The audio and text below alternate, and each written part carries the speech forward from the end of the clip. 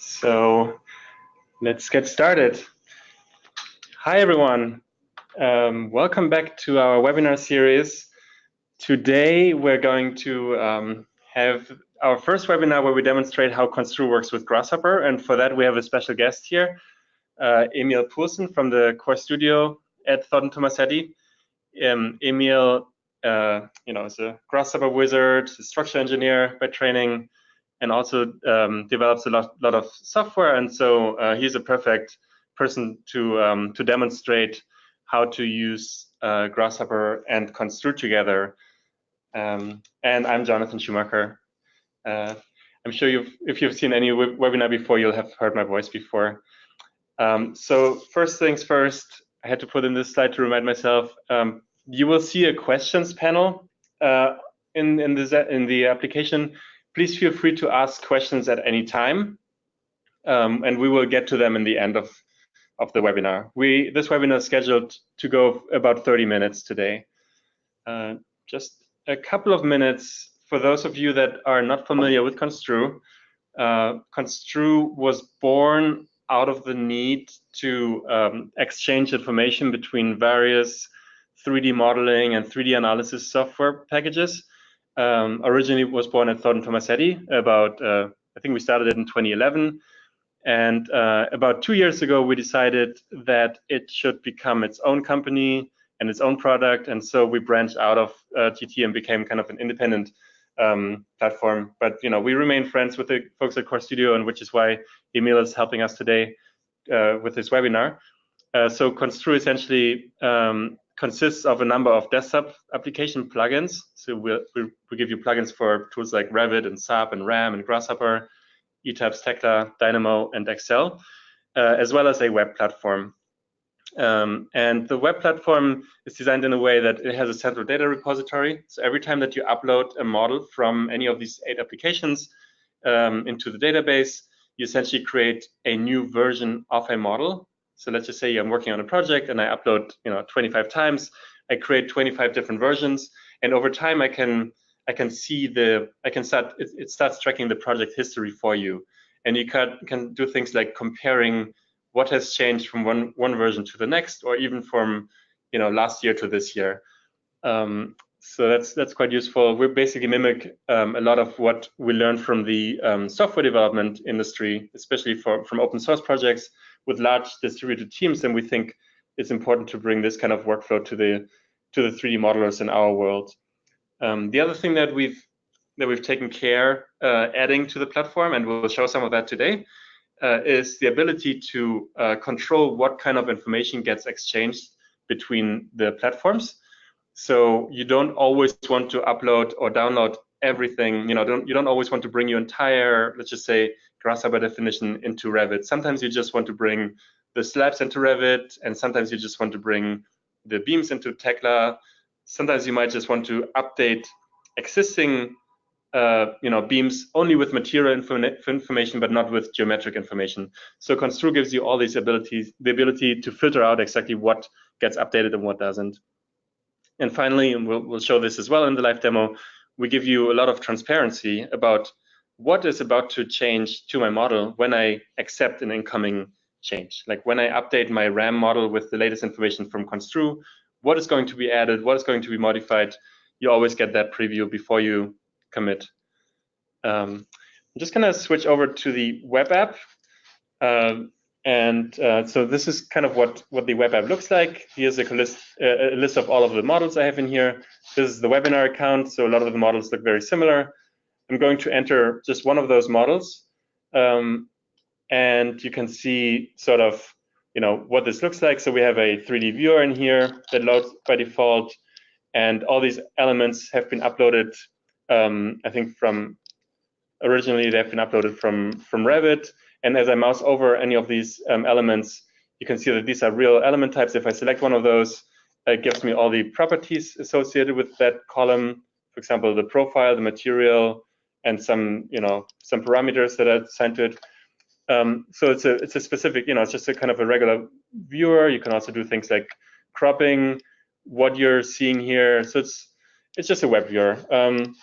But I think the more interesting thing is that it keeps track of your versions over time. So every time that I upload again, it creates a new version here. And if I mouse over here, it kind of gives me a preview of how this version has changed to the previous one. So in this case, we have had 20 updates from the previous model. So one way of visualizing that is if I don't look in the default view, but if I look into the comparison view or in the change view, I can see which elements have been changed in this version from the last version. And if I now select one of those orange highlighted elements, it'll tell me exactly which attributes have been changed. So the profile used to be a W section, now it's an HP section, and the material used to be called A992, grade 50, and now it's of type 45345. So you can keep track of all the changes to your project over time. So we also have options of inviting other collaborators to the model and giving them certain permissions. You can only let them view the model, or you can let them also invite other people or upload. So there are different permission settings. We won't get into that too much. So for now, what I will do for today's demo is I'm going to create a new model, which Emil is going to populate later on. And I'm just going to call this Grasshopper webinar demo. So here's a new model container. This is right now an empty container. There's nothing inside. It doesn't have any history. By default, it's just going to show you a YouTube video of, in 49 seconds, how to get started, how to upload something from Revit. So let me go back to the PowerPoint deck, and Emil is going to use this webinar demo model in a few minutes to upload to. So a few more things. Why do we think that Grasshopper is an important player? So here are a few projects that we've worked on in the past while I was at Thornton Tomasetti. This one here is the Oilers Arena that we worked on with HOK Sport back in 2012, I believe. And in this case, we used Grasshopper to rationalize the facade. It was actually also used to inform the rest of the structure, as you can imagine. So we used Grasshopper to set out a lot of the structural definition, and we then pushed it into Revit for documentation. Another example, this was a large airport project that we worked on with Raphael Vignoli architects.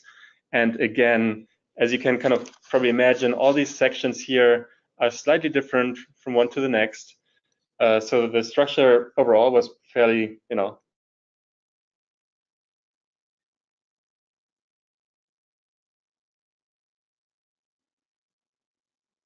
sections.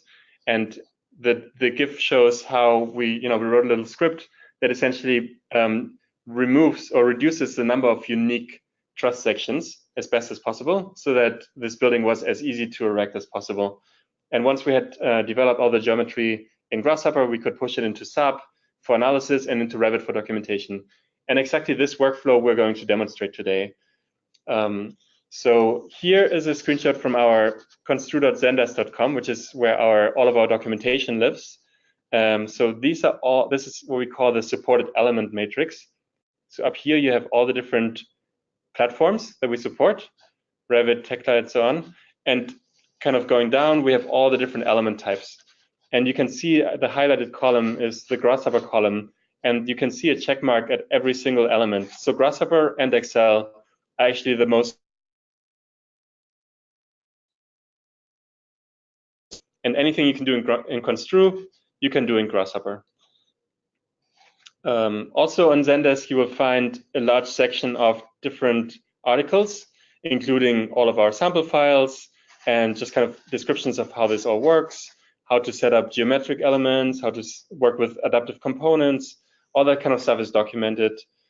So you don't need to follow along. And today's webinar won't be about following along. Just know that you can find all the Grasshopper documentation. So I'm going to hand it over to Emil now. Here's just a screenshot of all the different, I don't know how many components we have, 50, 60 components that we've written for Grasshopper by now. So Emil is going to talk to you about how to use those. Let's see. I'm gonna close this for now.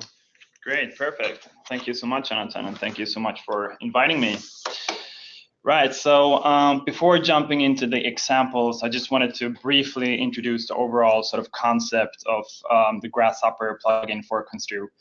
And you can say that the Grasshopper plugin for Konstru is built for mainly two different things. And the first thing is to create Konstru models from scratch using the parametric and variable.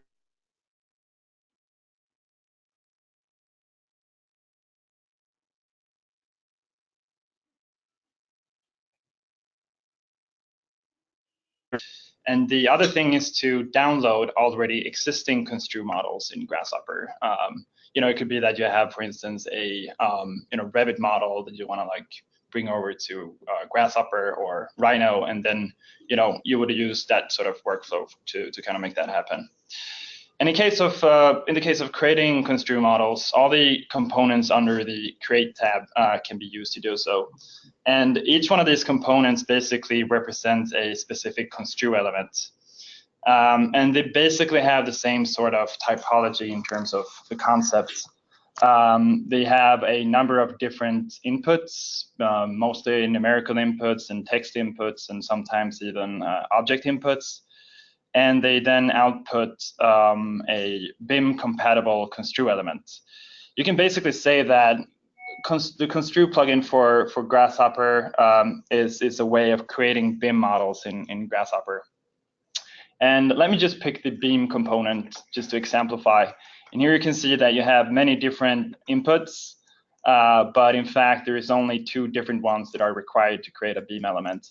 And then the other inputs are kind of used to customize your elements fully. And something that's like super powerful, I think, in Grasshopper, or the combination of Konstru and Grasshopper, is that you can, for instance, create 100 different types of, or 100 different BIM elements just using one component. And let's say that you want to apply a certain rotation for all the different 100 beams. And in other softwares, you basically have to like go around and click and manipulate some parameters for these objects. Whereas in Grasshopper, you can basically input 100 different curves, and then you would have 100 different rotations all synchronized, and you would have your model kind of parametrically defined. And in the case of downloading Konstru models, you would use the get elements. I mean, let's just create the beam component here, for instance. You can see that there is a pretty clear kind of symmetry. Like all the outputs from the get components are sort of the inputs for the create components. And also Konstru supports many different ways of creating profiles. So for instance, if we wanted to pick a profile from our database, you would use this select profile component. And once you click, you can simply, see different kinds of standardized cross sections, and you would basically be able to output those and use later on in your Konstru model. You also have the update components, which you would find under here, which are very useful for, if you want to update an element, you don't actually have to delete it and create it again. You can actually just use, for instance, update element, and you would fit in your generic element here, and then you basically specify whatever new properties you want to update for the element. So that's also very useful. Furthermore, we have under utilities many different types of drop downs, which are very useful for instance, creating a beam here. You can have the Y justification as a separate parameter. And in terms of downloading and uploading models in Konstru, you would find all the appropriate components under the model tab. And regardless of whether you want to create or download, or upload or download a model, you always use the select model component. And by creating one of these components, you can basically click a button, and you will get this dialog that basically just shows you every single model you have available on your account. This is, by the way, the same exact UI that you will see in Revit and all the other applications as well. Yeah, pretty much. So here I'm just going to go ahead and select a model that we have uploaded from Revit to Rhino. I'm also going to clear out some stuff here to make it a little bit more clear. And as you can see, I'm getting an ID here. And using the download Konstru component, I can just feed in this ID, and it's going to start the download process. And as soon as that's done, you're going to see that I have my my Konstru model now available in Grasshopper. So the most important output will be the element output here, because this basically contains all the different elements you have live in your model. And to actually extract out and filter out, let's say the beams, for instance, you would use the get beam component. And just by feeding in the element output into the input of the beam, you can actually see that we get the fully kind of extruded geometry from it, but also the different attributes that this element has. I'm gonna just show you simple, it's actually the same model, but so we're using the same kind of select model, download Konstru workflow, and then we have created a bunch of different download or get components here. So as you see, you know, we can easily separate out the walls from the floors, and you know, get the beams, braces, columns, etc. Next example I want to show is about creating Konstru models in Grasshopper. And for this example, we have this small little building. Of course, it could be larger, but for the application of this example, I'm just going to have this model. And the overall kind of structure of this Grasshopper definition is that you have the geometry generation up here, which kind of lays out the overall kind of geometric definition of the model. And then you have the Konstru specific components over here. So this is basically like 3 different sections, you can say. Here you create the kind of vanilla Konstru elements, essentially like walls and beams and floors, etc. And then down here you have the analysis objects. Since we're actually going to create an analysis model out of this, it's kind of neat in Konstru in the way that you can actually add all the load supports and load combination and pretty much everything you need for an analysis to run. And the last thing that happens over here is basically we're collecting all the elements and then just push it to Konstru, basically doing an upload here. So I'm just quickly gonna go through the different components here. So here we have a generic geometry component for the facade. We have a level component, which kind of defines the different levels in the model. We have an area component that defines the glass panels that we're going to use for loading. We're going to apply wind load into this. We have adaptive components that we're going to bring into to Revit later on. And these are the column elements. We have the beam elements, the floors, and walls. And they all have different inputs, as you can see. And down here, we also have the analysis objects. So this is using sort of the same logic as you would find in SAP, where you define a load pattern. You have the actual load object, a load case, and a load case combination. And as I said, we are combining all these elements into one single list. We have the select model component here, and also the upload Konstru model or component. So right now I'm just gonna click on select model, and I'm gonna pick the one that Jonathan just created, and that will download it, and then I can just push it here. So I'm just leaving a very simple message saying first commit here now. And as you can see, it prompts me to accept that I want to add a number of different elements. So you can see that all of the elements are completely new. So I'm just going to update this now. And I can, of course, also, you know, just do a quick visual inspection in the web UI to see that I actually retrieved everything that I wanted. And now I'm just opening up the my SAP application. And as you know, you've basically just launched the Konstru plugin for SAP. And by selecting the same model here, I'm able to download the whole model that we just created in Grasshopper down to SAP. So in here, just to point out, we did not want to bring the slabs into SAP for the analysis. we're only interested in the framing geometry. So so we created a filter early on to filter out the floors, as you can see in the bottom down there. So here we can really see, 229 elements are going to be added, and we can see a breakdown of the types, and we can also see what kind of elements have been filtered out. Pretty much. So I'm just going to go ahead and finish the download. And Konstru will do the best job it can to actually find, for instance, incoming cross-section types defined in Grasshopper with whatever you have available in SAP. So here, for instance, it actually found a suitable cross-section to map to.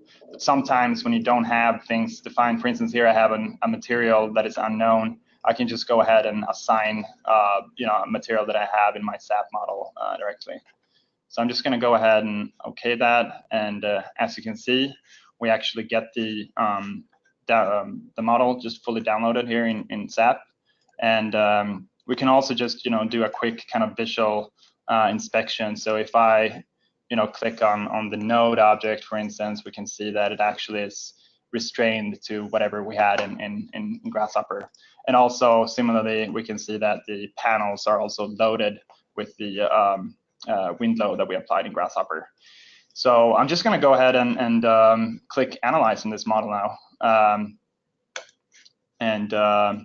Here we can also see that my load case popped up. So if I run and everything, just waiting for the analysis to finish. Cool, and we can pretty quickly see that we get analysis results. Right, and of course, as you know, you can swap between different load cases and load case combinations here. But right, so the next step is actually to upload the results to Konstru again. So now we have downloaded a structural model, we've run the analysis, and now we want to bring the analysis results back up. And the way that I do that is I basically just launch the Konstru plugin again. And I'm just picking the same model here. And this time I'm going to do Update Konstru. And also I'm clicking Upload Analysis Results here now. And you can see that I'll give, it will basically give me a list of different load case combinations that I have in my model. So I'm just going to make a short little comment about adding analysis results and update Konstru.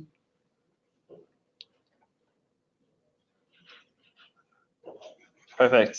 And I'm just going to finish the update, check out the model online. And what's really nice here is also that I can visualize my forces directly in the web app. So I'm just going to clean out so we can actually see what's going on here. Right, and as you can see, you actually get all the elements visible here. So our next logical step would be to maybe download it in Excel, for instance, to do some further design checks, or maybe back into Grasshopper again. Yeah, if you select one of those elements now, you will actually see all the new forces that have been added down there. Yes. Nicely displayed. So I think the important thing is to think about is we use Grasshopper right now as a real BIM modeler. We assign all these attributes to geometry generated in Grasshopper and turn those attributes into BIM elements, which can be understood by any of the platforms we support. And what we then did was to add additional information to some of those, to the framing elements, to the steel elements from SAP. So we're adding more and more information to the model from different platforms. And the last step is going to be now to download all this into Revit. Exactly, and it's a very similar workflow. In Revit, I basically select my model that I want to download. I click download to Revit. And you're going to see that we have different filter options for Revit. For instance, we're not interested in downloading our analytical elements, for instance, like the load cases, exactly, etc. So I'm just going to go ahead and download this now. And yeah, we don't have to do this every time. So if you just press OK on the mapping dialog, it will generate new Revit families when needed. And what we did was we wrote Konstru in a way that all the family information is being brought across. So we know that a W14 has a certain profile section, and that profile geometry is being brought across into other platforms, so that in this instance, Revit can just generate a new family with the right geometry.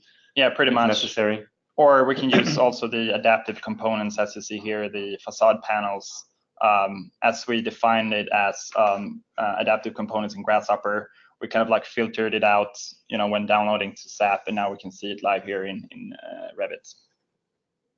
Yeah, I mean, this was a really quick run through.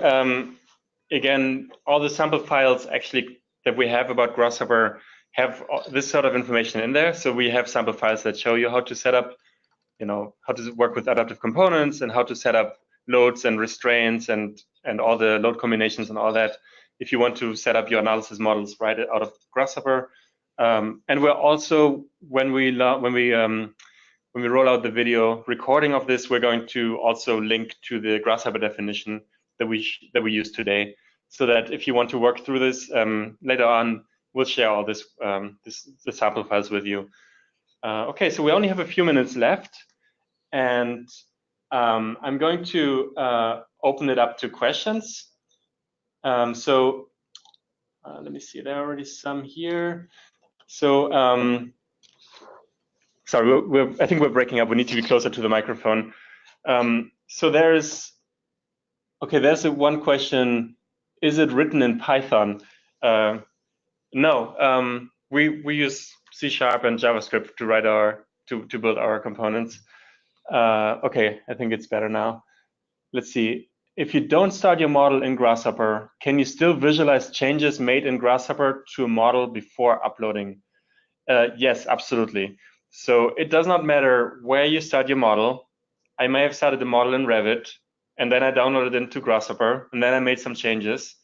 And before I commit these changes back into the Konstru database, I will always see that same staging dialog, we call it. I will always see the same dialog window that highlights all the changes that are about to occur if I press commit.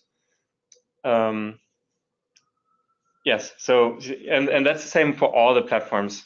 You always get presented with the changes that are about to be made, both when you upload and when you download. I mean, do you see them in Rhino? Not, okay, that's a good question. Not in this very moment. The only platform where we support that right now is Revit, but going forward, I'm gonna say in the next 4 to 8 weeks, we're going to have a 3D viewer for the staging dialog as well. We're working on it right now because we realize that's important to see 3D changes. So that's gonna be done soon. Every element in the Revit model will it be a generic model category? No.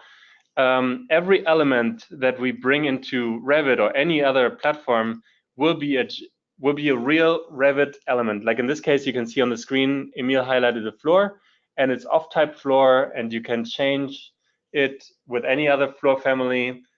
So they are becoming real native Revit elements, always. We also have the ability to bring across meshes and generic surfaces. I don't know if you caught it. Emil had actually imported the mesh, there it is, and then just deleted it because it looks, it takes away from the model. But we just also brought in some generic mesh element. Let's see. So you need Revit in order to work with Konstru? No, you just need, at least one platform. You need either Grasshopper or Excel or Revit or SAP. You need just one application, but of course it's more powerful if you have more of them, because then you can actually use it for interoperability. But there's no major platform. Like if you don't have a Revit-centric workflow, that's fine. If you don't have a Grasshopper-centric workflow, that's fine. It's really flexible. Is there a Excel plugin for pushing data in the same way you are interacting with models? There is a plugin for Excel. It is only used for reading and updating elements. We cannot currently use it to create new elements. I think, actually, I may be wrong. I think we actually have a hack for that, and I think I have to look it up. I'm gonna get back to you. I think we actually have one sample where we generate new walls out of Excel. I'm going to look up if it's documented, and I'm going to share it after the fact. But generally, Excel is the only platform that's more for consuming the data, with the exception where, like Emil said, if you run all your analyses, for example, and you have all these different forces, what's a really common workflow is that we go into into Excel, and we round those forces based on some safety factor, for example. Or you could use Excel to, select all elements on the second floor and change the profile, whatever, like do kind of mass addition to mass updates to elements. Do you need a Konstru plugin for Revit and Grasshopper? Well, again, it doesn't really matter. Yes, you need a Konstru plugin for whichever platform you want to use Konstru with, but it doesn't have to be Revit or Grasshopper. It could be Excel and SAP, or any of those other platforms that we support. In Grasshopper, can you create BIM-like objects? For instance, a beam, slab, level, and wall. Yes, absolutely. That's exactly what we use Grasshopper for. So those elements that we, under the Create Element tab that Emil is highlighting right now, you use those to turn a simple line, for example, in the case of a beam or a column, into a real BIM element, which has a profile, material, rotation, and at the very bottom you see an A for attributes. So you can add any attribute you want. You could say, my name, and you could call it Paul if you wanted to. So you could give any attribute list key and values that you're interested in giving. Yes. Let's see what else. Does Konstru lend itself to interoperability workflow between Rhino and Revit from an architectural design perspective? Yes, absolutely. So we support all the we support all the typical big building components, walls, slabs, beams, columns, etc. We don't support rooms and furniture and doors and those kind of things just yet. But what we do have is an adaptive component. So anything facade related, typically people use adaptive components for. And what we also do now have, as of recently, and we're still improving that, it's only a kind of a proof of concept right now, is the ability to send any custom curve, vertex, or surface or mesh from Grasshopper into Dynamo or Revit. Does it work with the robot? No, it does not work with robot. I've heard that robot will not be continued much longer. Yes, I think it's more than a rumor at this point. So we're not planning on supporting it. Don't quote me on it, but I've heard that. Is there a CATIA plugin? No, there is no CATIA plugin. If that's something of interest, absolutely let us know. So the other thing that we do, and we're starting to work with some of our customers to develop some custom little plugins for them.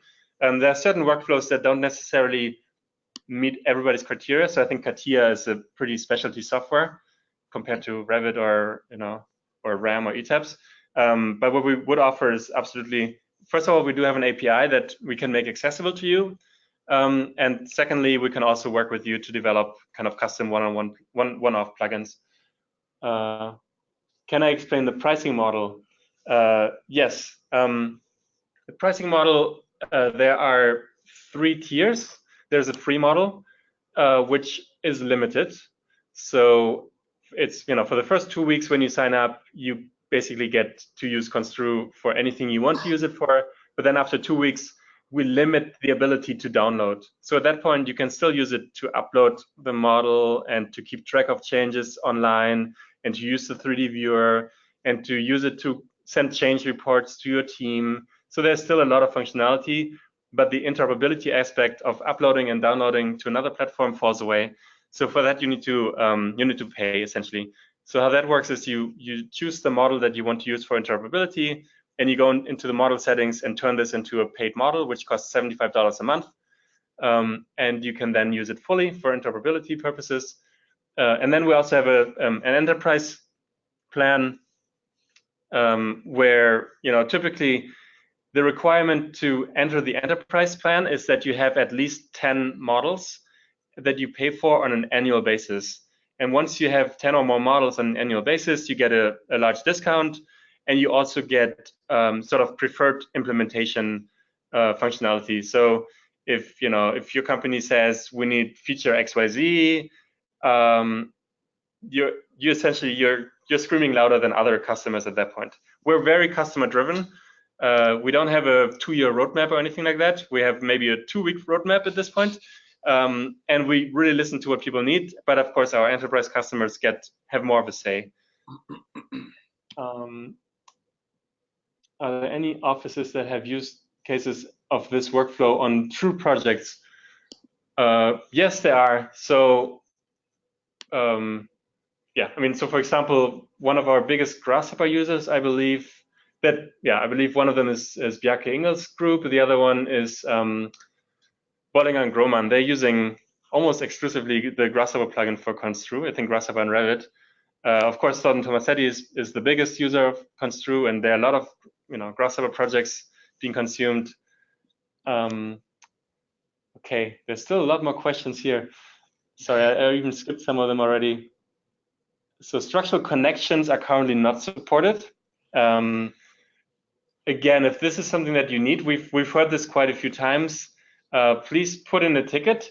We're going over time already because there are way more questions than I anticipated, which is great. I do want to show quickly. There's a little help button down here. You will also see that if you go to our website, to www.konstru.com, you will see there's always never mind. There's a support button in the top right corner, and here you can open the ticket, and you can ask questions or submit issues or submit feature requests, and we typically get back to you within 24 hours. So just because we'll have to stop the Q&A pretty soon, please do ask some questions here, as well as in the web application itself, either down there or in the help tab. You can report an issue or a question. What else? Please explain term model. What does it mean? A model? Okay, that's actually a good question. So we used to have the term project. We took that away. A model is essentially, you can think of it as a folder in your Windows desktop, and that folder can contain multiple Revit models or multiple submodels. So in our case, one model can contain multiple uploads from one or more platforms. So I can create one model and I can upload to it 100 times or whatever, even more, over the course of the project. So oftentimes for larger projects, we recommend having more than one model. So at some point, it's not efficient to upload all the information from SAP and from Revit and from Grasshopper into the same exact model, like we did in our demo today. At that point, maybe you have some big differences between two models, and you just want to upload into two different containers. And then we have a different feature, which we call the merge feature, which allows you to bring information across from one model into the other. I think, yes, the sample files will be made available. And I think we're going to stop the Q&A at this point. We're already almost 10 minutes over time. So we will make the files available. We'll make the recording available in the next 2 or 3 days. And like I said, please ask any questions. And I will reach out to the person that asked about Excel, using Excel to create elements. I think there is some way that we have that, but it's not well documented, so I have to look into it. So thank you very much, and yeah, we'll talk to you soon. We'll host another webinar in the next 2 weeks or so. We'll announce it. Thank you. Thank you. Bye-bye. Bye.